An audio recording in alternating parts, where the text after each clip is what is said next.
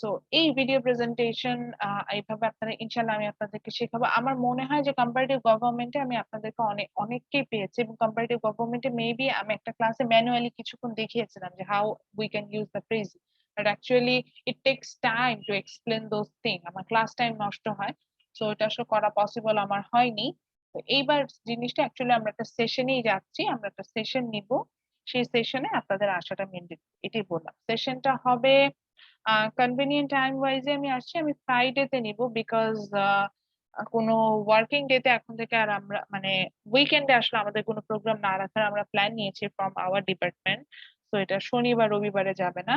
তো 27 এইটা most probably আমরা 5টা থেকে 6টা 1 আওয়ারের, অনলি 1 আওয়ারের একটা সেশন হবে। আমার মনেও হয় না 1 আওয়ার লাগবে, এর কম সময়েও হতে পারে, যেহেতু আমরা হ্যান্ডস অন প্র্যাকটিসে যাব। আপনারাও আমার সাথে আপনাদের সেলফোন ও ল্যাপটপ দিয়ে লগ ইন করে একই সাথে বসে কাজগুলো করতে পারবেন, সো দ্যাট আমরা হচ্ছে গিয়ে আমরা একটা 1 আওয়ারের সেশনে যাব। আমার যেহেতু হাইয়েস্ট আমরা 1 আওয়ারের একটা সেশন দিব, তো এটা 5টা থেকে 6টা হতে পারে, অথবা 4:30 থেকে 5:30 এরকম একটা টাইমিং নিয়ে আমরা সেশনটা শেষ করে দেবো। এই হচ্ছে আমার মোটামুটি ইচ্ছে আছে।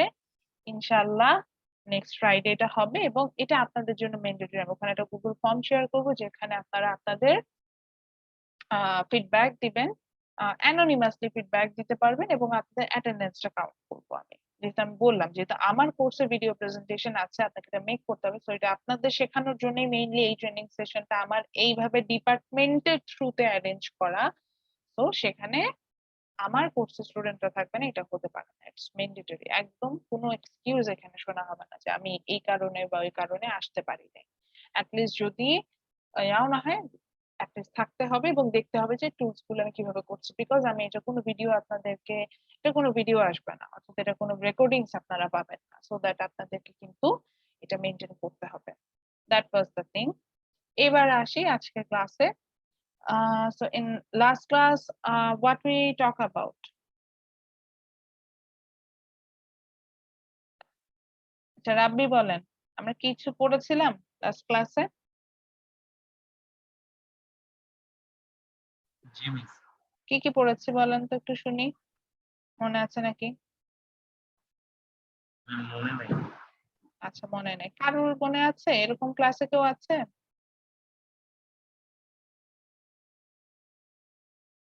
আচ্ছা একটা কমন কমপ্লেনের কথা বলি, মিডের কপিজ চেক করছি, তো গণহারে কপিজ চেক করা যেটাকে বলা যায়, অনেক স্টুডেন্ট, আর আমার তো নন ডিপার্টমেন্টাল কোর্স বেশি, আপনাদের ওই ট্রেনিং সেশন আমার নন ডিপার্টমেন্টের স্টুডেন্টরাও আসবে, তো মজা হবে। ট্রিপল ই স্টুডেন্টরাও আসবে, সিইসি ওরাও আসবে, ইনশাল্লাহ ইংলিশের ওরা আসবে, এদের সবাই, এটা যেহেতু বলেছে ম্যান্ডেটরি তো আসতেই হবে, এমবিএ এর স্টুডেন্টরাও আসবে। তো আমি যেটা বলতে চাচ্ছিলাম সেটা হচ্ছে যে আমি আহ, এইবারের মিড টার্মে কপি চেক করা আমার যদি এক্সপিরিয়েন্স, মানে ইভেন ফর ম্যাক্রো ইকোনমিক্স, আপনাদের কপি চেক করা তো আমার জন্য আরো মানে বলতে গেলে ডাল ভাতের মতো বিষয় হচ্ছে, বিকজ সবচেয়ে lowest number of students I have in this class. So মাত্র 22টা 23টা কপি দেখা, এটা আবার মানে মানে চিন্তা করেন, যখন আমি 60 কপিজ দেখে আসছি, তখন আমার কাছে 22-23টা কপি অল্প মনে হচ্ছে, এটা বললাম।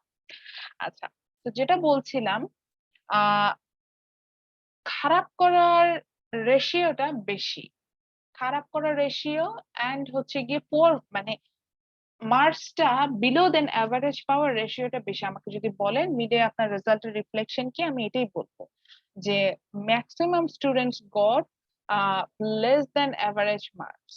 এখন রিজন হতে পারে কেন এটা হলো, রিজনিংটা আমি যেটা দেখেছি সেটা হচ্ছে গিয়ে যে আপনারা পড়া জমায় ফেলেন।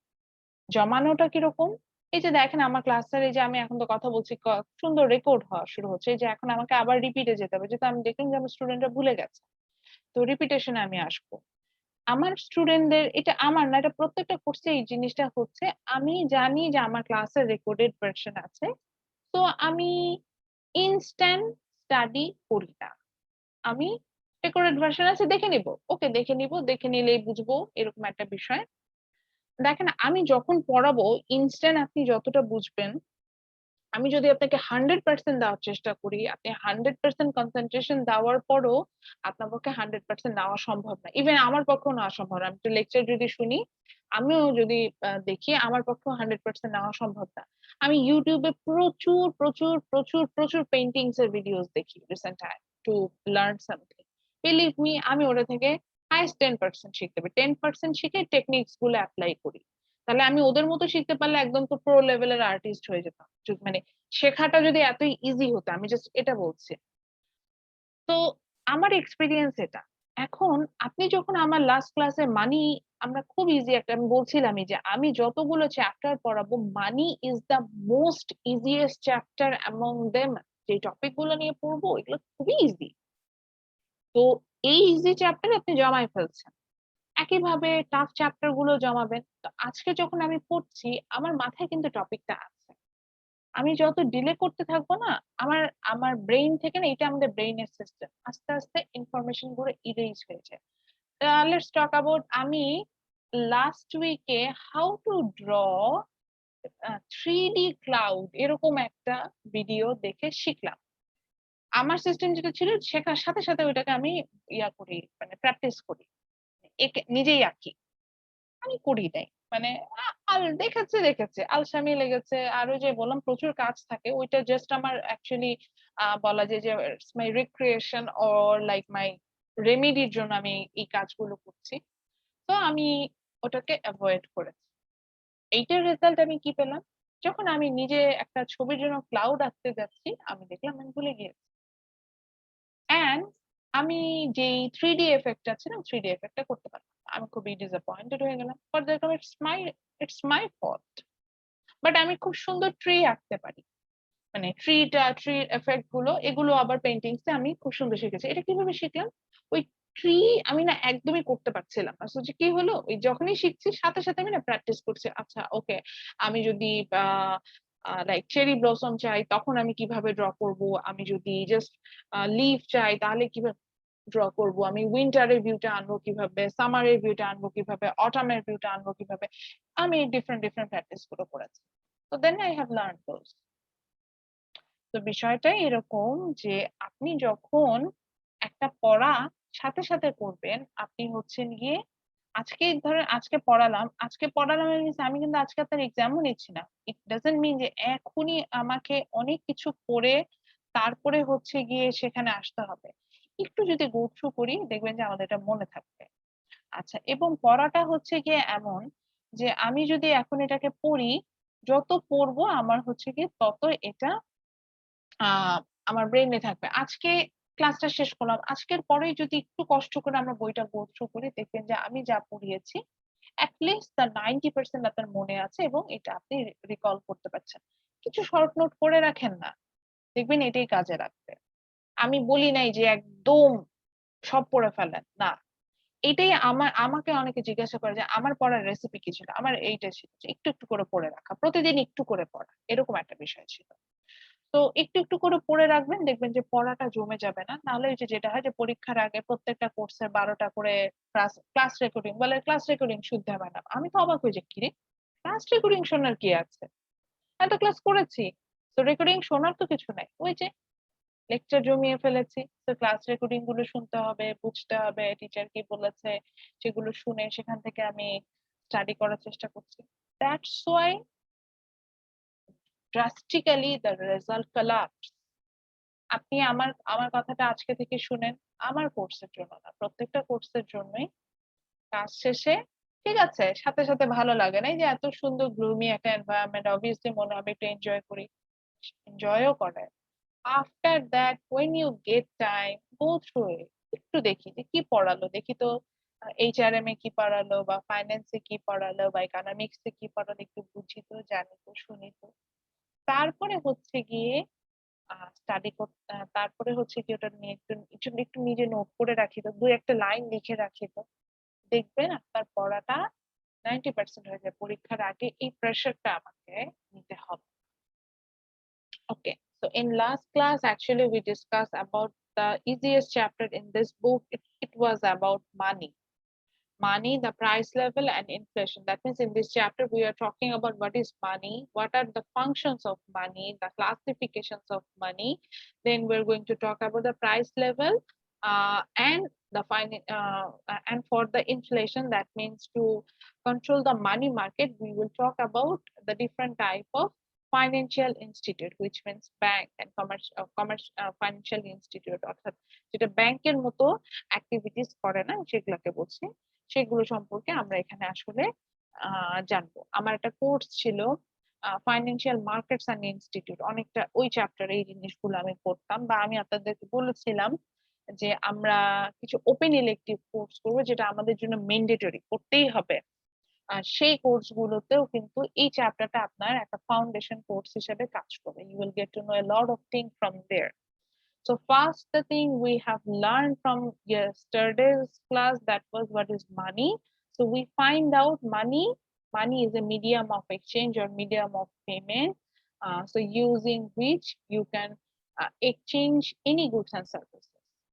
এটা এমনই একটা পেমেন্ট, একটা মানে মিডিয়াম অফ পেমেন্ট যেটাকে দিয়ে আমি যা খুশি তাই exchange, goods and service exchange করতে পারি। লাইক আমার এখন ইচ্ছে হলে আমি কক্সবাজারে যে বৃষ্টিও এনজয় করতে পারবো, if I have that much money. Or আমার যদি ইচ্ছা করে আমি বাসায় বসেও বৃষ্টি এনজয় করতে পারবো, যেটার জন্য আমার যা স্পেন্ড করা লাগবে।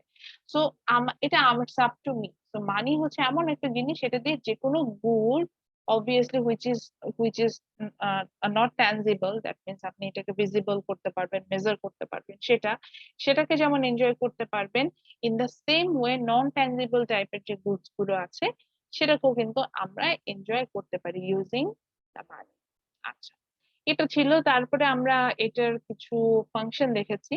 মেইনলি আমরা ৪ টা ফাংশন পড়ে আসতাম। একটা ফাংশন এখান থেকে ইরেজ করে ফেলেছে। It's a good sign, but because that function was actually irrelevant. So we have learned there are 4 functions of money. আমরা মানি কিন্তু ৪ টা ফাংশন দেখেছি। Sorry, 3 functions of money function গুলো দেখেছি: medium of exchange, unit of account, and store of value. Medium of exchange মানে আমি এটাকে যেকোনো ক্ষেত্রে যেকোনো গুডস এন্ড সার্ভিসের সাথে এক্সচেঞ্জ করতে পারবো। ইউনিট অফ অ্যাকাউন্টস বলতে বুঝিয়েছি যে ভ্যালু মেজারমেন্টের যে বিষয়টা আছে, এটা আমরা হচ্ছে গিয়ে এটা আমরা মানি দিয়ে করতে পারবো। এন্ড স্টোর অফ ভ্যালু হচ্ছে গিয়ে আমরা কোনো অ্যাসেট কে যদি ফিউচারের জন্য সেভ করে রাখতে চাই, তার ভ্যালুটাকে যে কনস্ট্যান্ট রাখা, ধরে রাখা, সে কাজটা আমরা মানি দিয়ে করে থাকি। মানে ১০০ টাকা মানে ১০০ টাকা, এটা কখনো ১ বছর পর কমে এটার ভ্যালু ১০ টাকা হয়ে যাবে না, এরকম। দেন আমরা দেখেছিলাম হচ্ছে গিয়ে বেসিক্যালি আমরা ইউনাইটেড স্টেট অফ আমেরিকা তাদের স্ট্রাকচার ওয়াইজ পড়ছি, যেহেতু বুকটা হচ্ছে গিয়ে ইউএস এর রাইটারের। তো সেখান থেকে আমরা দেখেছিলাম যে we can classify currency in 2 types. One is currency, another one is bank deposit, another kind of deposit. So currency means the paper notes or the pocket coins you have, that call currency. And এটাকে আমরা liquid মানিও বলে থাকি, যেটাকে আমরা বলি যে আমাদের হাতে থাকে, হ্যান্ড ক্যাশ যেটা, এরকম যেটাকে বলি। আরো যদি মোর specifically which are not inside in bank, অর্থাৎ আমার পকেটে আছে। লাইক আপনার ব্যাংকে, সরি, আপনার কাছে, আপনার পকেটে বা আপনার বাসায় কোথাও কোনো ভাবে ইউ হ্যাভ 200 টাকা, উইথ দ্যাট 200 টাকা ইজ ইউর কারেন্সি। লাইক আমার কাছে এখন ইন্ডিয়ার প্রায় ২,৫০০ রুপি আছে। আমি ইন্ডিয়া গিয়েছিলাম, এই টাকাটা খরচ হয়, টাকা না, সেটা ওদের দেশের currency. So that's also currency.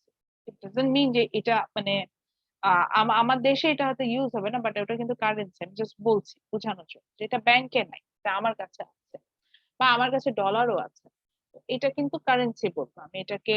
আমি বলবো না যে এটা হচ্ছে গিয়ে আপনার ব্যাংক, মানে ব্যাংকে যেহেতু নাই সেটা। এরপরে যদি টাকাটা ব্যাংকে ঢুকে যায়, that's called deposit.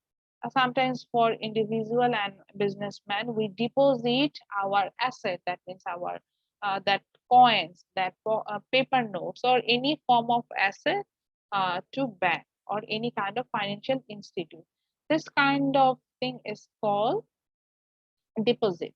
And yes, using deposit, the owner of the deposit, they can make the payment, but the payment method is different. In that cases, we use credit card, debit cards, or any kind of payment check. So the deposit type is different, but it's also a medium of payment. আমি যেটাকে বলতে চাচ্ছি যে মানি যে function সেটা কিন্তু এটা serve করে আসে। এছাড়া আরো কিছু অফিসিয়াল মেজারমেন্ট ছিল, এটাকে আমরা অফিসিয়াল মেজারমেন্ট বলেছি বিকজ অফ যখন আমরা ইকোনমিক টার্ম গুলো নিয়ে যে বললাম এই কোর্সে আমাদের হয়তো আসবে না, but I am pretty sure for money banking যে কোর্সটা আছে, মানি ব্যাংকিং এর মানি ফাংশনস বা মানি রিলেটেড মানি ক্রিয়েশন এগুলো নিয়ে মেবি পড়ানো হয়। আমি জানি না, এই কোর্সটা আমি কখনো নেইনি, এই জন্য বলতে পারছি না। তো যেহেতু এগুলো নিয়ে পড়ানো হয় এবং এগুলো আছে, মিসকিনের বইটাই যদি পড়ানো হয় তাহলে অবশ্যই এগুলো আপনারা পাবেন। তো সেখানে আপনারা দেখতে পাবেন যে actually officially we divided money in 3 types. এখানে আমরা যদিও 2 টাইপস বলছি, এটা অ্যাকচুয়ালি 3 টাইপস হিসেবে ডিভাইডেড করা হয়, M1, M2, M3। সো যেহেতু আমার বই দুটো বলেছে, আমি দুটো নিয়েই কথা বলেছিলাম। M1 types of money means একদমই বেসিক মানি, যেটাকে ওই যে বলছি কারেন্সি গুলো, ওটাকে, এবং হচ্ছে গিয়ে যে ট্রাভেলার চেক। অনেক সময় আমি কোনো ব্যাংকের কার্ড হোল্ড করলে বা কোনো ব্যাংকের লয়াল কাস্টমার হলে ব্যাংক আমাকে অনেক সময় একটা চেক প্রোভাইড করবে। Using that check I can make payment on other মানে আউটসাইড অফ মাই কান্ট্রি। আমি এক্সাম্পল হিসেবে বলেছিলাম যে like I have visa card, আমার কিন্তু ভিসা কার্ড দুটো ব্যাংকের আছে, বাট আমি আমার সিটি ব্যাংকের যে ভিসা কার্ডটা আছে, using that I can make payment anywhere of the world. But আমার বাকি যে ব্যাংকটার যে ভিসা কার্ড আছে ওটা দিয়ে শুধু ওখানে লেখাই আছে অনলি ফর বাংলাদেশ, তা আমি ওটা বাংলাদেশে কিন্তু পেমেন্ট করতে পারি। মজার বিষয় এরকমও আছে, আমার যেটা আমি ওয়ার্ল্ড ওয়াইড বলছি, আমার সেই ইন্টারন্যাশনাল পেমেন্ট যেটা দিয়ে করা যায়, সে ভিসা কার্ডের পেমেন্ট হচ্ছে গিয়ে আমি মানে ওটা তো ক্রেডিট কার্ড, তো ওটার বিল মাসে একটা নির্দিষ্ট সময়ে দিতে হয়। তো আমি যেটা হয়েছে যে আমার আবার যে দেশি ভিসা কার্ড যেটা, মানে আমার যেটা কার্ড, সেটা দিয়ে আবার ওটা থেকে টাকা তুলে, বা এখন তো অনলাইন ব্যাংকিং, আমি অনলাইন ব্যাংকিং করি ম্যাক্সিমাম কেসে, আমি নিজেই আমার অ্যাকাউন্টে লগ ইন করে এটা থেকে ওটাতে ব্যালেন্স ট্রান্সফার করে দিয়েছি, মানে আমার পেমেন্টটা মেক করেছে। তো বাংলাদেশের ভিসা কার্ড দিয়ে আবার আমার ইন্টারন্যাশনাল পেমেন্ট হয়েছিল, সেটা পেমেন্টটা আমি বাংলাদেশে বসেই করে দিয়েছি, এটা করেছি। আমি হয়তো বুঝাতে পারি না এই বিষয়টা, যদি কেউ এটার সাথে প্রসেসটার সাথে ইউজ টু হন তাহলে বুঝতে পারবেন যে আমি আসলে কি বুঝিয়েছি। মানে জাস্ট লাইক সিটি ব্যাংকের কার্ডে আমার এই মাসের বিল আসছে 10,000 টাকা, এটা আমাকে দুইটা সিস্টেম আছে, ওদের বুথে যে দিয়ে আসতে হবে অথবা ওদের ব্যাংকে যে দিয়ে আসতে হবে। ওদের ডিপোজিটারি মেশিন থাকে, সেখানে ডিপোজিট করা যায়, আমি ওটাই করি। তো এই করোনার সময় ডিপোজিটারি মেশিন গুলো অ্যাকচুয়ালি ওয়ার্ক করে না, ডিপোজিটারি মেশিন গুলো অ্যাকচুয়ালি ওয়ার্ক করে না, ডিপোজিটারি মেশিন গুলো ওরা বলে ব্যাংকে, ওরা মানে ফোর্স করে ব্যাংকে যে দিতে। তো এখন আমাদের রুটিন দেখেন, আমার প্রতিদিনই ওয়ার্কিং ডে তে ক্লাস, তো আমি আসলে কবে ব্যাংকে যে আমার পেমেন্টটা করবো? আমি যেটা করি, আমার আমার অ্যানাদার আর একটা ব্যাংকের এই একই ভিসা কার্ড আছে, সেভিংস অ্যাকাউন্ট আছে, তো ভিসা কার্ড আছে। আমি যেটা করি, ওটার মোবাইল ব্যাংকিং দিয়ে, বা you can call it internet banking, ওই ইন্টারনেট ব্যাংকিংটা দিয়ে আমি আমার সিটি ব্যাংকের অ্যাকাউন্টে, যে ভিসা কার্ডের অ্যাকাউন্টে যে আমার যে বিলটা হচ্ছে সেই বিলটা পেমেন্ট করে দিই। এখন আপনি বলতে পারেন এই করোনার সময় ম্যাডাম আপনার এত পেমেন্ট হয় কিভাবে? এগুলো আসলে মানির ফাংশন নিয়ে কথা বলতে গেলে এই ফাংশন গুলো চলে আসতো আমাদের জন্য। আমরা দেখতে পাবো যে মানির ক্ষেত্রে যেটা হয় যে আমরা যত হচ্ছে গিয়ে আপনার পেমেন্টটা মানে হ্যান্ডে করব না, এটা আমার এক্সপিরিয়েন্সও এরকম। হ্যান্ডে করব না বলতে বুঝাচ্ছে হচ্ছে, সাপোজ আপনি এখন একটা গাড়ি কিনছেন, সে গাড়িটার দাম 5 কোটি টাকা। হ্যাঁ, 5 কোটি টাকা যদি নিজে হাতে ক্যাশ দেন, আপনার এই পেমেন্টটা করতে খুব কষ্ট হবে, বিলিভ মি। 5 কোটি টাকা না, এটা বেশি বলে ফেলি, 20 লাখ টাকা দিয়ে ধরেন আপনি একটা গাড়ি কিনছেন, তো এই গাড়ি টাকাটা যদি একদম ক্যাশ, অর্থাৎ 20 লাখ টাকা ওইভাবে আপনি ক্যাশে দেন, ওটা দেখবেন যে তখন আপনি রিথিঙ্ক করবেন, অর্থাৎ বড় বড় পেমেন্ট করার সময় যদি টাকাটা আমাদের নিজে হাতে দিতে হয়, আমাদের হচ্ছে গিয়ে ওটার জন্য বেশ আমরা রিথিঙ্ক করি এবং আমাদের পেমেন্টটা করতে আসলেই একটু কষ্ট হয়। তখন দেখা যায় যে আমরা কিন্তু কম কনজিউম করি। এটা এই যে একই জিনিস আমরা একটা যে প্রিন্সিপাল জানি, rational people think at the margin, এই মার্জিনাল লেভেলে থিঙ্কিংটাই এরকম। বাট সেম থিং, আপনি সেম পার্সন আপনি যদি কার্ড দিয়ে পেমেন্ট করেন, তখন না টাকাটা তো আমার হাতে দিয়ে দিতে হয় না। আমার কার্ডটা দিলাম, অ্যাকাউন্ট থেকে ব্যালেন্স ট্রান্সফার হয়ে যাচ্ছে। ওই সময় এই মানে এই টেন্ডেন্সিটা আমাদের মধ্যে একটু লেস কাজ করে, টাকাটা তো আমার হাতে দিয়ে খরচ হচ্ছে না। আমি এক্সাম্পল হিসেবেই বলি, আমি গ্রোসারি করতে যাই। গ্রোসারি করতে গেলে যেদিন আমি দেখেছি গ্রোসারি করতে যাই তো আহ, আহ, যদি সুপার শপে যাই সেটার কথা বলছি, আমি দেখেছি যেই দিন আমি হচ্ছে গিয়ে মানে ক্যাশ পেমেন্ট করি, আ- অনেক সময় এমন হয় যে ক্যাশ পেমেন্ট করার পর আমি কিছু প্রোডাক্ট ব্যাক করেছি, আমি বলছি যে ঠিক আছে না এটা নিবো না, এটা নিবো না, বেশি বিল বেশি হয়ে যাচ্ছে, নিবো না, আননেসেসারি। বাট আমার এই জিনিসটা কোনোদিন হয়নি যেদিন আমি কার্ড দিয়ে পেমেন্ট করেছি, বিকজ আমি ওই যে আমি যেটাকে বলছিলাম যে টেন্ডেন্সিটাই চেঞ্জ হয়ে যায়। এটা এটা একটা কমন টেন্ডেন্সি। এটা কি কেউ ফিল করেছেন কখনো?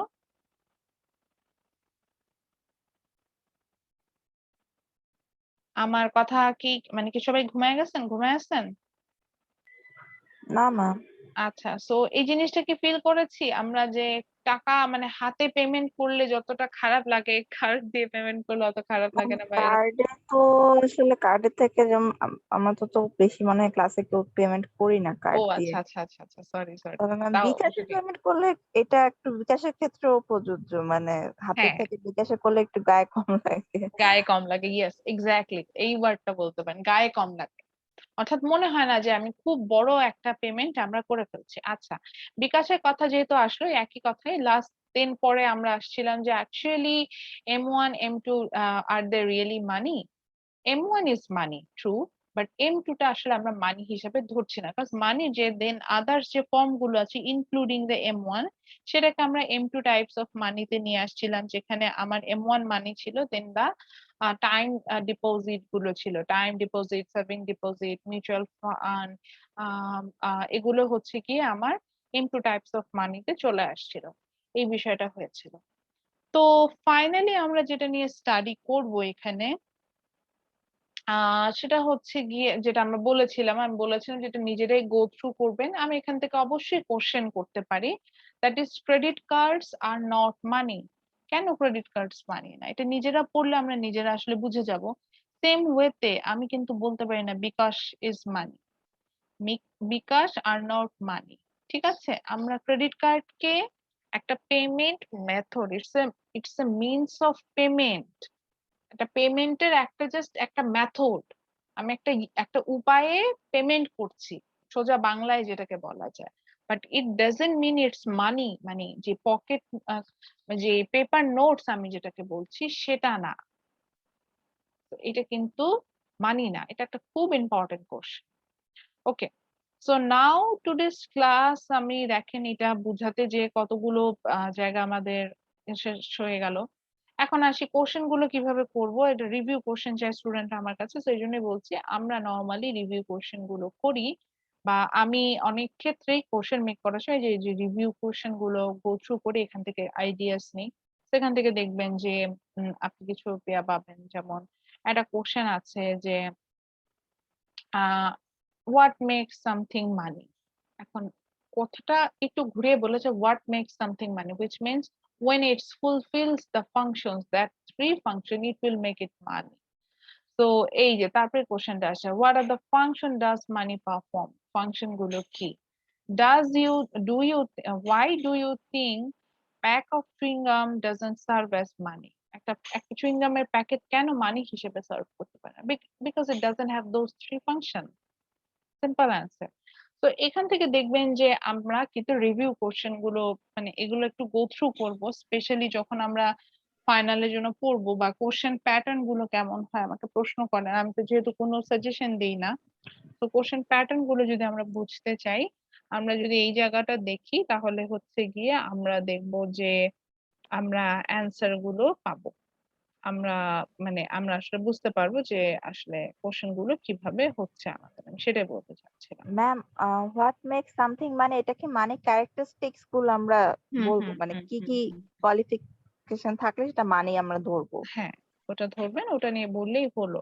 কজ আমি তো ওই জন্যই তো বলেছি একটা চুইং গামের প্যাকেট কেন মানি হচ্ছে না? চুইং গামের প্যাকেটটা আপনার যে আপনার যে কন্ডিশন সেটা ফুলফিলই করছে না। তুমি চুইং গামের প্যাকেটকে মানি কিভাবে বলবেন?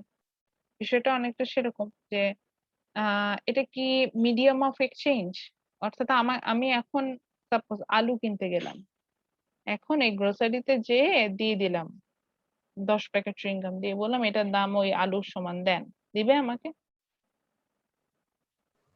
না ম্যাম।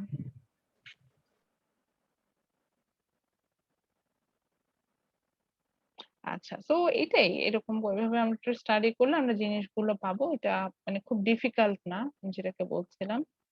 আ সেটাই। আ এটা হচ্ছে আ বিষয়। আচ্ছা এবার আসি তো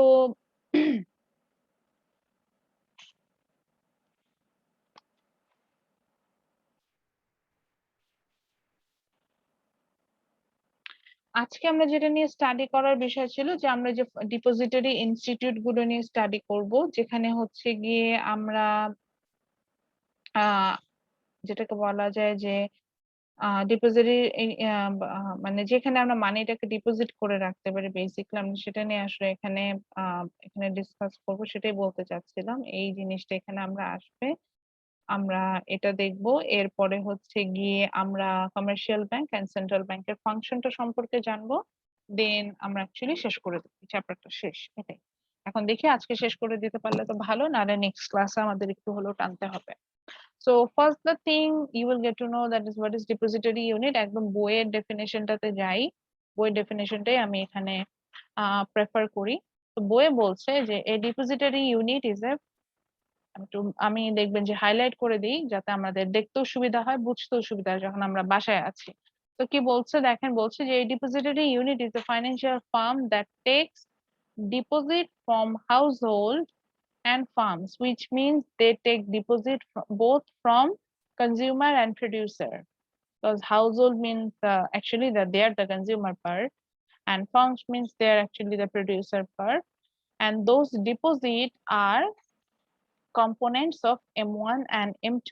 That means আমি যে মানি বললাম যে লাইক যেটা নোট কয়েন হতে পারে, পেপার নোট হতে পারে, সেটা ট্রাভেল চেক হতে পারে, টাইম ডিপোজিট হতে পারে, সেভিংস ডিপোজিট হতে পারে, সবই এখানে acceptable. Even suppose you have your bank account on Dutch Bangla Bank Limited, হ্যাঁ? And now you want to make a new account on Prime Bank. আপনি কি করলেন? ডাচ বাংলা থেকে টাকা তুললেন না। জাস্ট আপনি একটা যদি চেক দেন যে আমার ডিবিবিএল এ এই অ্যামাউন্ট এই অ্যাকাউন্টে এই টাকাটা আছে। এটাকে আমি আ প্রাইম ব্যাংকে ওপেন করতে চাইছি। সাম চেক দিয়ে আমি জাস্ট ট্রান্সফার করে দিতে চাইলাম। You can do it. তো এটাই বলতে চাচ্ছিলাম। সো যেই ইনস্টিটিউট গুলো আমাকে এই পারপাস গুলো সার্ভ করবে সেটাকে আমরা ডিপোজিটরি ইনস্টিটিউট বলছি। Depository institute because of they deposit তারা আমাদের টাকাটা জমা রাখে। এখন কথা হচ্ছে গিয়ে why actually আচ্ছা আমরা আসবো।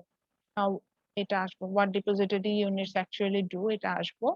সো এরপরে চলে আসি হচ্ছে গিয়ে টাইপস অফ ডিপোজিটরি ইউনিটস। আমরা কত ধরনের ডিপোজিটরি ইউনিট দেখবো সেটাই। এখানে আমাদের যেটা actually main focusing point that is commercial bank. তো আমরা প্রথমেই দেখবো যে কিছু লাইসেন্স ফার্ম আছে। আরো যদি আমি মোর স্পেসিফিকলি বলতে চাই, দে আর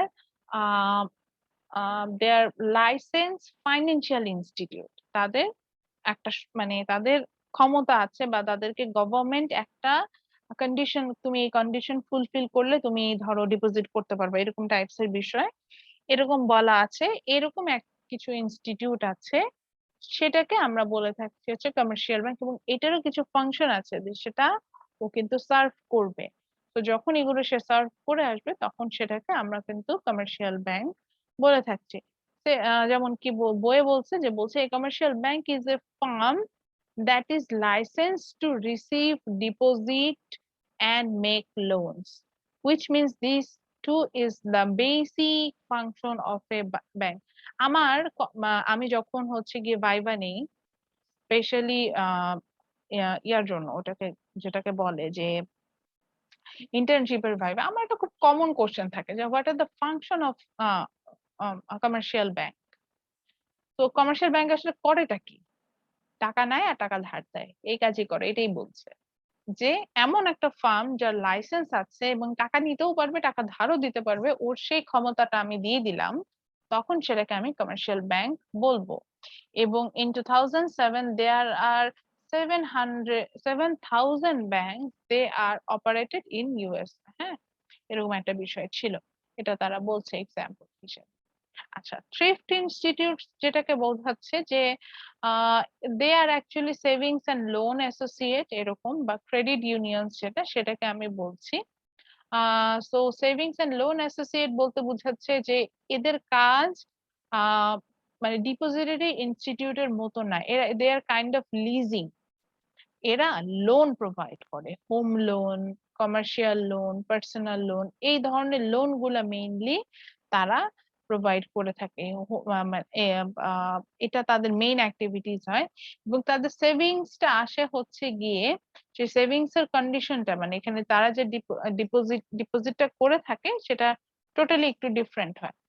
আচ্ছা, সেভিংস ব্যাংক যেটাকে আমরা বলছি, যদি কোনো ব্যাংকের নাম বা সে যদি তার ফাংশনে বলে থাকে যে it's savings bank, it means it's actually A basic depository institute. এর কাজে হচ্ছে কি ডিপোজিট করা। এখন কথা হলো, তাকে তো পেমেন্ট মানে তাকে তো প্রফিট মেক করতে হবে, আদারওয়াইজ আমি যে ডিপোজিট গুলো নিচ্ছি এগুলো যখন ব্যাক করব, সেটার আসলে আমি যেটাকে বলা যায় যে সেটা পেমেন্ট আসলে আমি করবো কিভাবে?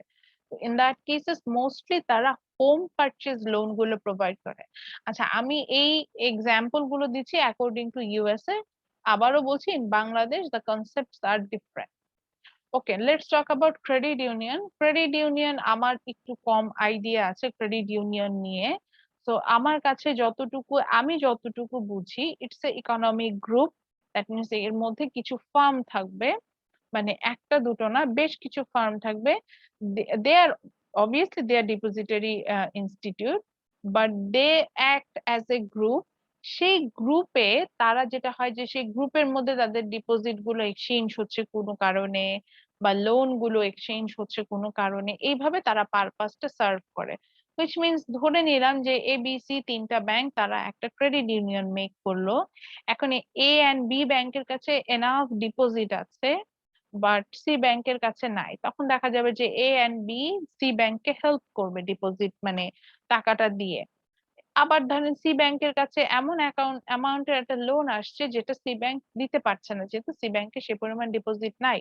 তখন সি ব্যাংক যেটা করলো, যেটা এ ব্যাংকের কাছে ট্রান্সফার করে দিয়েছে, ওর কাছে আছে, তুমি তার কাছ থেকে লোনটা নিতে পারো, অনেকটা এরকম বিষয়টা। হ্যাঁ, তো এই জিনিসগুলো ক্রেডিট ইউনিয়ন করে থাকে আমি যতটুকু বুঝি। আমার বোঝাতে ভুল হতে পারে, আমি এটা বললাম যে একটা মানুষ সবকিছু জানবে না। তো আমার বোঝাতে ভুল হতে পারে। তো আমি যতটুকু জানি ক্রেডিট ইউনিয়নের অ্যাক্টিভিটিস অনেকটা এরকম। না জানার রিজনটা এরকম, বাংলাদেশে তেমন একটা ক্রেডিট ইউনিয়ন নাই, যেটাকে আমরা মিউচুয়াল ট্রাস্ট ব্যাংক মানে মিউচুয়াল ব্যাংক হিসাবে বুঝতাম। সেই জিনিসগুলো হচ্ছে গিয়ে আমার দেখা যায় যে আহ, সেই জিনিসগুলো হচ্ছে গিয়ে আমার আহ, কি বলা যায় যে আহ, আপনার হয়ে যাচ্ছে, মানে তাদের অ্যাক্টিভিটিজ এর কারণে। Say for example, e commerce is a very good platform. আমি নিজে আমি নিজে ই কমার্স খুব কম করেছি, বাট মানে আমি গুড প্ল্যাটফর্ম এই জন্য বলছি যে এখনকার যে সিচুয়েশন, আমি কিন্তু অনলাইনে খুব পারচেস করি। মানে আমার মোটামুটি যা যা দরকার হয় আমি ম্যাক্সিমাম আমি বাহিরে মানে বাসায়ই তো থাকি, আমার তো বের হওয়া হয় না, আমি কিনে নিয়ে আসি বাহিরে থেকে, এরকম একটা বিষয়। তো আমি নিজেই যেখানে বাইরে থেকে পারচেস করছি, আমি তো এটাকে ডিমোটিভেট মানে ডিসকারেজ করতে পারি না। অথচ বাংলাদেশের এই ক্রেডিট ইউনিয়ন, সরি, বাংলাদেশের ই কমার্স গুলো তাদের অবস্থানটা এমন জায়গায় নিয়ে গিয়েছে যে এখন নতুন করে যদি একটা ই-কমার্স আসে, এটার মানে তাদের activities because of like Evaly or Orange or Alesha Mart, because of their activities আপনি কিন্তু এখনো ইনভেস্ট করতে রিথিঙ্ক করবেন। ইভেন আমি আমার কিছু ফ্রেন্ডকে চিনি, আমার এই ইভ্যালি এগুলা এগুলা নিয়ে কোনো ইন্টারেস্ট ছিল না, বিকজ দেখেন আমি তো ইকোনমিস্ট, আমি আমি কিছু হলো লুপ হোলস গুলো বুঝতে পারি। আমার কাছে খুব কমন একটা কোশ্চেন, ধরেন আমি সর্বোচ্চ বাংলাদেশে যেখানে আমরা সর্বোচ্চ ইন্টারেস্ট পাবো, that's from saving certificate. So if you have saving সার্টিফিকেটেরও মানে নেওয়ার কিন্তু অনেক কন্ডিশন আছে। তো সব কন্ডিশন আপনি ফুলফিল করলেন, করে 1 লাখ টাকা থেকে সেভিং সার্টিফিকেট কেনা যায়। তো আপনি 1 লাখ টাকার সেভিং সার্টিফিকেট পেলে এই সেভিং সার্টিফিকেটটাই মানে সর্বোচ্চ, এটা আর অন্য কোথা থেকে অন্য কোনো কমার্শিয়াল ব্যাংক বা স্টেট ওন ব্যাংকও আপনাকে এই ইন্টারেস্টটা প্রোভাইড করবে না। 9% মতো ইন্টারেস্ট প্রোভাইড করে। অর্থাৎ দেখা যাচ্ছে যে আপনি 1 লাখ টাকা ব্যাংকে জমা রাখলে ওই বাকি সবকিছু মিলাই ঝিলায় হয়তো 900 টাকার মতো 1 মাসে ইন্টারেস্ট পাবেন। আচ্ছা একটু বেশি ধরলাম, জান 10% ধরে, হ্যাঁ। 1,000 টাকার আচ্ছা আমি কি উল্টো বলছি? 1 লাখে 900 টাকা না, হ্যাঁ ঠিকই তো বলছে, হ্যাঁ। সো আপনি হচ্ছেন গিয়ে 10% ইন্টারেস্ট পাবেন। সো আপনি 1,000 টাকা হচ্ছে গিয়ে ইন্টারেস্ট হিসেবে পাবেন per month. Obviously it's huge, because আপনি 1 লাখ টাকা জমা রাখছেন, 1 বছর আপনি প্রায় 12,000 টাকার ইন্টারেস্ট পাচ্ছেন। বুঝতে পারছেন? তো এইটাই যে এটা কি হচ্ছে, গভর্নমেন্ট, আমি যখন সেভিং সার্টিফিকেট কিনছি এই টাকাটা সরাসরি গভর্নমেন্টের ফান্ডে চলে যায়, গভর্নমেন্ট বিভিন্ন ডেভেলপমেন্ট প্রজেক্টে ইউজ করে, যেহেতু গভর্নমেন্ট ইউজ করে তাই গভর্নমেন্ট আমাকে সর্বোচ্চ ইন্টারেস্টটা পে করছে, এতটুকুই। এবং আমি এটার বিষয়টাও বললাম যে সর্বোচ্চ কতটুকু হতে পারে, 1 লাখ টাকায় বছরে 12,000 টাকা, 12,000ও নয় আসলে, এটা 900 সামথিং হয়। তো 1 লাখ টাকা আপনি হয়তো বছরে 9,000 টাকা, 9,500 টাকার মতো আপনি একটা ইন্টারেস্ট পাবেন, বছরেরটা বলেছি। এবার আসি ই ভ্যালি বা ই কমার্স গুলোতে, আমি ই ভ্যালি নামও নিতে চাচ্ছি না, অ্যাকচুয়ালি ই কমার্স গুলোতে আমরা কি ধরনের অ্যাডভার্টাইজ দেখতে পাই? আমি দেখতে পাচ্ছি 5 লাখ টাকার বাইক আমাকেও 2.5 লাখ টাকায় দিয়ে দিবে, এরকম অফার থাকে না? সাইক্লোন অফার, টর্নেডো অফার, জি ম্যাম, থাকে কয়দিন পর এগুলোতে বলবে জলোচ্ছ্বাস আলাদিনের অফার, প্রদীপ, হ্যাঁ, কোভিড মোবাইল হাফ অফার, দামে। ঠিক আছে, কত অফার দেখবেন। তো কি বলছে, বলছে যে ও গ্যারান্টি দিচ্ছে উইদিন 45 ডেজ আপনাকে এই প্রোডাক্টটা সে ডেলিভারি দিবে। এবং কি হবে যে আপনাকে এখনই 5 লাখ টাকা ডিপোজিট করতে হবে। আচ্ছা আমি এখানে একটু ভুল জানি, এখানে কি ফুল টাকাটা ডিপোজিট করতে হয়? ই কমার্স নিয়ে তো আপনাদের আইডিয়া আমার থেকে ভালো থাকার কথা। ধরেন আমি একটা 5 লাখ টাকার বাইক কিনবো, আমাকে কি 5 লাখ টাকা ডিপোজিট করতে হবে যখন আমি কেনার জন্য পেমেন্ট করব? 5 লাখ টাকা মনে হয় করতে হবে না, যেটা ওই অফারের রেট হয় ওইটাই মনে হয় দিতে হবে। না না, ওইটা মনে হয় ক্যাশব্যাকে দেয়, মানে কেনার পরে তোমাকে ক্যাশব্যাক করবে এরকম আমাকে এটা মনে একটু হয় একটা এক্স্যাক্টলি কিছু। বলেন, আমি আর যেহেতু জানি ক্যাশব্যাক না। যেটা দেয় সেটা হচ্ছে ওই যে মানে ওয়ালেটে চলে যায়, ওইটা অন্যভাবে দেয়। কিন্তু আমি যেটা পারচেজ করছিলাম সেটা হচ্ছে যেই অফারের রেটটা দিছে ওরা হুম ওইটাই হুম, শুধু মানে পেমেন্ট নিছে আর কি। আচ্ছা ঠিক তারপর আছে। প্রোডাক্ট দিছে। হ্যাঁ, এটা একদম আচ্ছা, শুরু থেকে নিছি আমি। আচ্ছা আহ ম্যাম, ইয়েতে হ্যাঁ, যেটা হয়েছিল মানে ইভ্যালিতে হুম যেটা হুম করছে হুম হুম ফার্স্টের হুম দিকে, ইভ্যালি যখন আসলো মার্কেটে, তা যেটা করছে যে ধরেন আপনাকে পুরো টাকাটাই পেমেন্ট করতে হবে। ধরেন আপনি একটা ওয়াশিং মেশিন নেবেন, তো হুম 30,000 টাকায় আপনাকে পুরোটা দেওয়া লাগবে। এই 30,000 টাকা থেকে আপনার হচ্ছে ধরেন ওয়াশিং মেশিনের দাম পড়তেছে আপনার 18,000 টাকা। বাকি যে 12,000 টাকা থাকবে, এই 12,000 টাকা ফার্স্টের দিকে যেটা করছে ইভ্যালি, যে আপনি এটা উইথড্র করতে পারবেন না, এটা দিয়ে অন্য কিছু একটা কিনে নিতে হবে। আস্তে আস্তে কি আসলো, ই যে হ্যাঁ ভ্যালিতে আপনাকে ওয়ালেট এটা চলে প্রোডাক্টটা আসবে, দেওয়া। ই ওয়ালেট চলে আসবে এরকম জি, কিছু, ই সেটা ওয়ালেটটা দিয়ে ই ছিল, ভ্যালি থেকে ফার্স্টে ওয়ালেট। ই ওয়ালেটটাই ছিল। আচ্ছা। জি ম্যাম, ফার্স্টে ছিল ই ওয়ালেটটা, যে হুম ওইখানেই টাকাটা থেকে যাবে, ওইটাই পরবর্তীতে আপনি কাজে লাগাতে পারবেন। হুম এরপর হুম হুম। আস্তে আস্তে আসলো কি, যে আপনার ধরেন টাকা দিবেন, ফুল পেমেন্ট করা লাগবে। ফুল পেমেন্ট করার পর দেন হচ্ছে আপনার 18,000 টাকা রেখে বাকিটা আপনাকে ফেরত দিয়ে দেওয়া হবে যখন প্রোডাক্টটা দেওয়া হবে। এই সিস্টেমটা চললো মাঝখান দিয়ে। আর লাস্টের দিকে যখন আলিশা মার্ট এসে ইভ্যালি এর মার্কেটটা নষ্ট করে দিয়ে গেল, এর আগে যেটা হয়েছিল ধরেন একটা R15 ভার্সন 3 একটা বাইকের দাম ধরেন 5 লাখ টাকা 5.5 লাখ টাকা। এই বাইকটা তারা হচ্ছে বিভিন্ন অফারের থ্রুতে দিয়ে দিছে ধরেন 2,75,000 টাকায়। সো আপনার ডিরেক্ট জাস্ট 2,75,000 টাকায় দেওয়া লাগবে, কিছুই দিতে হবে না। এই 2,75,000 টাকা আগে আপনি এককালীন তাদের দিয়ে দিবেন। এই বাইকটা আপনি হচ্ছে 1.5 মাস 2 মাস 3 মাস পর পাবেন, এইরকম ভাবে সিস্টেমটা আচ্ছা করতেছিল ওরা। আর লাস্টের পারভেজ একটা অফারটাতে ছিল মিস হচ্ছে ওই হুম মানে বাইক যদি দিতে না পারে তাহলে হচ্ছে ওই বাইকের যে বাজারের দাম হ্যাঁ, থাকবে, মার্কেট ভ্যালু, ওই টাকাটা পে করে দিবে আর কি। বাজার মূল্য। ট্রু ট্রু ম্যাম, আমার যেমন আমার ভাইয়া হচ্ছে মানে আমার বোনের হাজবেন্ড, উনি যেটা করলো যে আপনার একটা আইফোন অর্ডার করছিল, ওরা অফারে দিছিল। তো ওইটার মার্কেট ভ্যালু তখন ছিল 55,000 টাকা, বাট ওনার পেমেন্ট করা লাগছিল 32,000 টাকা। তো উনি 32,000 টাকা দেওয়ার পর যেই ফোনটা উনি অর্ডার করছিল ওইটা তাদের স্টক আউট হয়ে গেছে। স্টক আউট হওয়ার পর উনি অ্যাকচুয়ালি হচ্ছে যেই টাকাটা মার্কেট প্রাইসটা ছিল ওই টাকাটাই ফেরত পাইছে। এরকমটা হচ্ছে যে যেটা বলো, ভালো একটা কথা মনে করছো, উনি এটা আমার মাথায় ছিল না। আচ্ছা আচ্ছা আলেশ আমার বললেন যে এসে বাজারটা নষ্ট করেছে, এটা কিভাবে হলো? ম্যাম অ্যাকচুয়ালি হচ্ছে এখানে একটা পলিটিক্যাল খেলা ছিল, যেটা হয়েছে কি যে আলেশামারটা মূলত যিনি ওনার উনি হচ্ছে আমাদের বর্তমান শিল্পমন্ত্রী। তো উনি অ্যাকচুয়ালি বাজার অ্যানালাইসিস করে দেখলো ইভ্যালি মার্কেটে আসার পর ওরা জিনিসটা, আমি যেটা শুনতে পারছি যে ধরেন ওরা মার্কেটে টাকাটা আমি আসলে খাটায় কিভাবে, যদিও আমি সিস্টেমটা বুঝতে চাচ্ছি, আমি দ্যাটস ইট, আর কিছুই না। মানে আমার ই কমার্স নিয়ে ইন্টারেস্টও কম। আর এই যে বললাম আমি অ্যান্সারও দিব কেন কম, আমি কেন বিলিভ করি না সেটা বলবো, বলেন, এই জন্য আচ্ছা একটু জানতে চাচ্ছি। তো আমি বেসিক্যালি ইভেন্টে একজন জব করতো, তার থ্রুতে যেটা জানতে পারছি সেটা মানে হচ্ছে এত কি, ফর এক্সাম্পল ইনফরমেশন ডিসক্লোজ করা দরকার নেই, জাস্ট বলেন যে বাজারটা নষ্ট হলো কিভাবে, মানে কেন আচ্ছা আচ্ছা মার্কেটে ইনস্টেবল হলো এরকম। ম্যাম, এইটা হচ্ছে কি ওরা তো ফার্স্টে যেটা করছে ধরেন আমি হচ্ছে ইভেলি রাব্বি ভাই আমার কাছে বাইক কেনার জন্য টাকাটা দিছে। তখন ফার্স্টের দিকে যখন ফুল পেমেন্টটা দিছে, হুম রাব্বি ভাই আমাকে দিল 5 লাখ টাকা। আমি 5 লাখ টাকায় কিন্তু ওনাকে সাথে সাথে বাইকটা দিচ্ছি না, হুম আমি 5 লাখ টাকা অন্য একটা খাতে ইনভেস্ট করতেছি। আমার ইনভেস্ট করার পর কিন্তু ওইখান থেকে একটা লাভ চলে আসবে। কারণ হুম 3 মাসে কিন্তু ভালো রকমের 5 লাখ টাকা থেকে আমি একটা মুনাফা তুলে আনতে পারবো।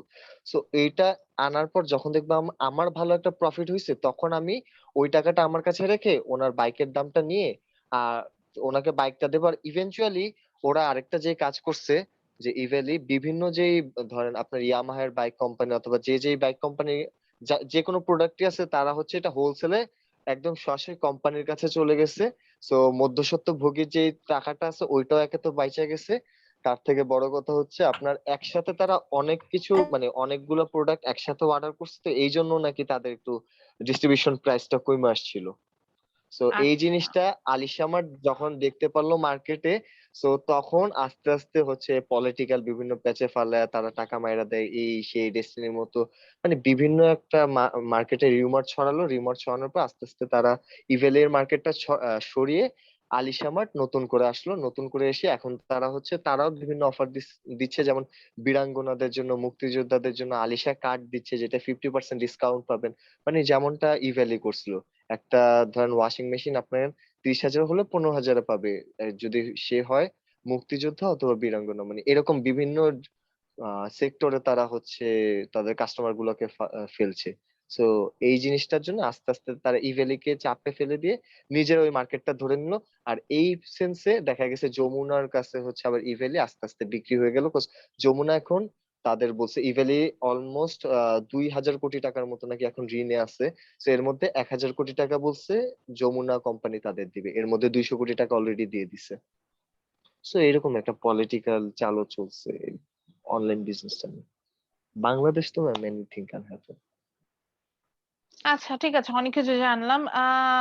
যমুনা ব্যাংকে, যমুনা ব্যাংক বলছি, যমুনা গ্রুপের ইনভেস্টমেন্টটা আমার কাছে খারাপ মনে হয়নি। আমার কাছে মনে হয়েছে যে এটা ই কমার্স, এটাকে চাই আস্তে আস্তে যমুনা, যেহেতু Jamuna group one of the largest industry in Bangladesh, so they can recover it and এটাকে একটা গুড প্ল্যাটফর্ম হিসেবে স্টাবলিশ করতে হয়।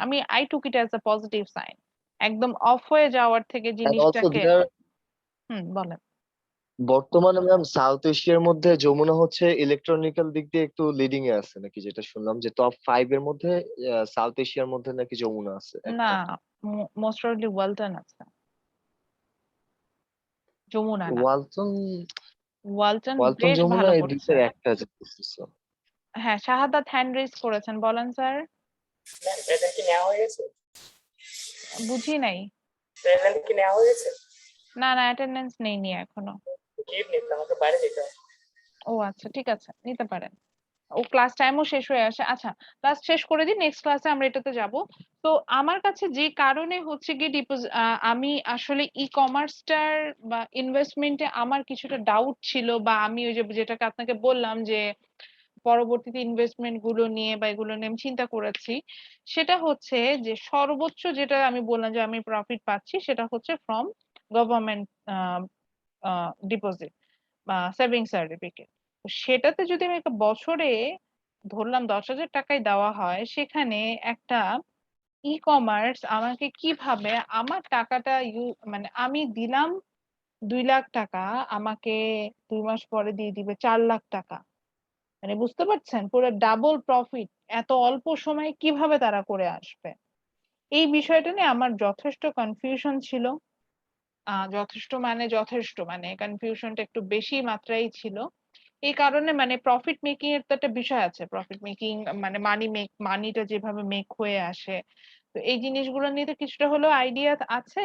তো এই কারণে হচ্ছে গিয়ে আমি তখন এটাকে আহ হচ্ছে গিয়ে পজিটিভলি নিইনি। আমি বলছি না যে ই কমার্স কে খারাপ বলছি না, মানে আমি নিজে এটাকে পজিটিভলি নিইনি। নাফিসা সুলতানা কি ক্লাসে আছেন? আচ্ছা, আমি পজিটিভলি নেইনি, সো সেই কারণে যেটা হয়েছে। মুনায়েম হোসেন আছেন? আচ্ছা, সো আমি যখন এটাকে পজিটিভলি নেইনি তখন যেটা হয়েছে যে আমি ওই কারণে হচ্ছে আমি এটাতে ইনভেস্টমেন্ট করি নাই, বা ইনভেস্টমেন্টও না, মানে আমার তো কেনারও দরকার নেই। আমি তো আর বাইকার না যে আমি বাইক কিনতে যাব, বা আমি তো আসলে যেটাকে বলা যায় যে ওরকম প্রয়োজনীয় কিছু নেই। আমার যতটুকু প্রয়োজন হয় সেটা খুবই স্মল নিডস। তো সেটার জন্য আসলে আমার ওই আহ এই ধরনের কোনো প্ল্যাটফর্ম থেকে কেনার প্রয়োজনটা খুব কম দরকার হয়। এই কারণে আমি আসলে অন্তর ক্লাসে আছে বা জয়েন করেছিল আজকে ক্লাসে। সাজিদ হাসান রাহাত কি সুস্থ হয়েছেন? Yes ma'am. ওকে, আপনি মনে হয় একটু সিক ছিলেন, তাই না? জি ম্যাম, করোনা ছিল আমার আম্মু। করোনা ধরা পড়েছিল? ঈদের ঈদের 1 সপ্তাহ পর্যন্ত ছিল। জি ম্যাম। ও আচ্ছা, ঠিক আছে, পরে নেগেটিভ হয়েছেন। বাসা সবাই কেমন আছেন? এখন ম্যাম ঠিক আছে সবাই। আলহামদুলিল্লাহ। আচ্ছা, আমি ছেড়ে দিই, বিকজ আমার মনে হয় এরপরে আপনাদের আরেকটা ক্লাস আছে, ওটাতে আপনাদের জয়েন করতে হবে। সো নেক্সট ক্লাসে আমরা খুব ফাস্ট যাব নেক্সট ক্লাসে, বিকজ এটা খুবই ইজি টপিক ছিল যেটা আমি শেষ করতে পারলাম না এই জিনিসটা বোঝার জন্য। কমার্শিয়াল ব্যাংক এন্ড সেন্ট্রাল ব্যাংকের অ্যাক্টিভিটি সম্পর্কে জানবো। এরপরে চ্যাপ্টারটা আমরা শুরু করব হচ্ছে aggregate demand and aggregate supply এর উপর, অর্থাৎ ওভারঅল ডিমান্ড ম্যাম এন্ড একটা সাপ্লাই নিয়ে আমরা পড়বো। কোশ্চেন ছিল কিন্তু জি জি, বলেন, কোনো কোশ্চেন ছিল? ম্যাম আজকে হচ্ছে আমাদের একটা ফর্ম দিল, মানে ইউনিভার্সিটি থেকে একটা গুগলে ফর্ম পূরণ করালো। ওটা হুম। হচ্ছে কোভিড রিলেটেড ছিল। সো আমাদের কি রিসেন্টলি মানে কি দেখা যায় হ্যাঁ, যে এই আপনাদের বছরের শেষের আপনাদের দিকে থেকে আমি আমি আমি যতটুকু জানি, যদি বাংলাদেশে সাপোজ সিনোফার্মের সাথে আমরা চুক্তিটা শেষ করতে পারি, আমরা 4 কোটি ভ্যাকসিন পার মান্থ প্রডিউস করতে পারবো। আমি 4 কোটি ধরলাম, বেশি তো বাংলাদেশে বলে 2 কোটি তৈরি করতে পারলাম। বাংলাদেশে তো 2 কোটি স্টুডেন্ট নাই নিশ্চয়ই, ইউনিভার্সিটি লেভেলে, হুম, টারশিয়ারি লেভেলে কথা বলছি। সো তাদেরকে যদি ভ্যাকসিন করা যায় এবং সাথে educational institute teachers and staff, oh my god, আমাকেও ভ্যাকসিন দিবে। তো তাদেরকে যদি ম্যাম ভ্যাকসিন, আমি খুবই ভয় পাই। আমি মাই ফোবিয়া, ভয় পাই। এই জন্য বললাম যে ও আচ্ছা, আমি কিভাবে ইনজেকশন ফোবিয়া। হ্যাঁ, এটা আমার ফোবিয়া। আমি জানেন আমি ভূতে ভয় পাই না, ভূত টুত ভয় পাই না, অথচ আমি আমি ইনজেকশন ভয়ঙ্কর রকম ভয় পাই। আমি দেখতেও পারি ভয় না, পাওয়ার জিনিসটা না। মানে আমি ওটা দেখতেও পারি আচ্ছা, না। মানে কাউকে ইনজেকশন দিচ্ছে অনেকে, আমি তাকায়ও থাকতে পারি না, আমি দেখতেও পারি না, মানে আমার এত ভয় লাগে। মানে কেমন জানি লাগে। আচ্ছা, এটা আমার phobia. But interesting fact is that I am the moderator of blood club. আমার কাছে রেগুলার বেসিসে ফোন আসে ব্লাড ডোনেশনের জন্য। আমরা চেষ্টা করি কালেক্ট করে দিই অনেক দ্যাট সময়। মিন্স ম্যাম আজ পর্যন্ত আপনি হচ্ছে ব্লাড ডোনেট করেননি? ব্লাড ডোনেট তো দূরের কথা, আরো শুনেন, আমি আমার ব্লাড গ্রুপ জেনেছি when I was in 3rd year. Almost আমি আমার গ্রাজুয়েশন কমপ্লিট করে ফেলছি। 3rd ইয়ার বলেছি, সেমিস্টার না, আমাদের সেমিস্টার ছিল না। আমি 3rd ইয়ারে সাডেনলি খুব সিক হয়ে যাই, আমার সিকনেসটা ধরা যাচ্ছিল না। তো ডক্টর আমাকে টেস্ট করবে, তো টেস্ট করার সময় যদি আমার ব্লাড দিতে, তো আমাকে জিজ্ঞাসা করেছে আমার ব্লাড গ্রুপ কি। আমার মার সাথে ছিল মানে, আর এর আগ পর্যন্ত আমি জাস্ট আমার ব্লাড গ্রুপ লিখে দিতাম, মোস্ট প্রবাবলি এ পজিটিভ, আম্মুর এ পজিটিভ, তো এটা লিখে দিতাম। আমি আমার ব্লাড গ্রুপই জানি না। পরে আমি বললাম মানে দে ওয়ার মানে দ্য ডক্টর ওয়াজ সারপ্রাইজ যে আমি জানি না হোয়াটস মাই ব্লাড গ্রুপ। তো তখন আমি জেনেছি, তাহলে বুঝেন আমার ফোবিয়াটা কি পরবর্তীতে ম্যাম লেভেলে। কি এ পজিটিভ আসছে? না না না না না, আমার ও পজিটিভ। ঠিক আছে, তো ব্লাড গ্রুপ হচ্ছে ডিফারেন্ট, আম্মুরটা না। আম্মুরটা হলো তো কাজেই দিত, আম্মুকে হেল্প করতে পারতাম। হেল্প না অ্যাকচুয়ালি, আছে বিষয় আছে এখানে। তো আম্মুরটার সাথে মিলে নেই, তো এটাই বলছি। তো আমি আমার ফোবিয়াটাই এরকম থাকে না, মানুষ ভয় পেতেই পারে। অনেক আমার মতো অনেকে আছে ইনজেকশন ভয় পায়, অনেক ভয় পায়। আমার আর একটা বান্ধবী আছে, ও খুব ভয় পায়। তো এটাই। তো আমি খুবই চিন্তিত অ্যাবাউট ভ্যাকসিন। ভ্যাকসিনেশনটা আমাকে একাই নিতে যেতে হবে। আমি তো প্রথমে ডিসাইড করেছিলাম যে অ্যানেস্থেসিয়া দিয়ে ভ্যাকসিনের, যেখানে ভ্যাকসিন দেবে ওখানে অ্যানেস্থেসিয়া দিয়ে কোনোভাবে কি ফ্রিজ করে নেওয়া যায় কিনা, বা ক্লোরোফর্ম খেয়ে অক্সিজেন মানে অজ্ঞান হয়ে ভ্যাকসিন নেওয়া যায় কিনা, কত কিছু চিন্তা করে ফেলেছি। বাট আমি যেটা জানি এগুলা কোনো কিছুই করা সম্ভব না। আমাকে ভ্যাকসিন নিতে হলে সুস্থ স্বাভাবিক অবস্থায় থাকতে হবে এবং আমাকে ইনজেকশন দিবে, আমাকে সেটা সহ্য করতে হবে। তারপর আমার ভ্যাকসিন নেওয়া হবে। আচ্ছা, আমার মনে হয় আমি ভ্যাকসিন নিলে মনে হয় ২-৩ মাস কোমায় চলে যাব ভয়ে। আচ্ছা, আপনাদের জন্য ভালোই হবে। ম্যাডাম মানে কি হবে? ম্যাডাম কোমায় চলে গেছে। তাহলে তো ম্যাডাম ক্লাস নিতে পারবে না। আচ্ছা ঠিক আছে, আপনাদের আরেকটা ক্লাস আছে, ওটাতে যান। নেক্সট ক্লাসে দেখা হবে। ঠিক আছে, ভালো থাকবেন সবাই। আসসালামু আলাইকুম। জি ম্যাম, ওয়ালাইকুম আসসালাম।